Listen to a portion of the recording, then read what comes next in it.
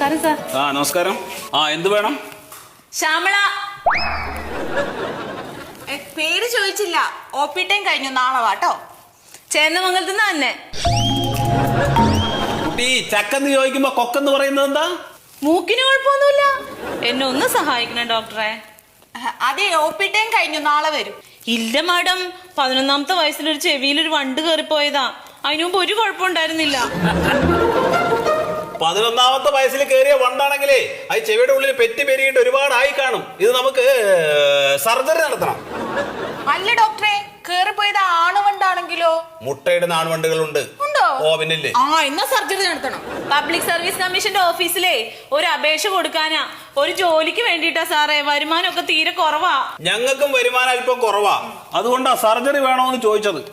ഇല്ല സാറേ, ഈ കേൾവി കുറവുള്ളതുകൊണ്ടിട്ട് വന്ന ആലോചനയൊക്കെ മുടങ്ങിപ്പോയി.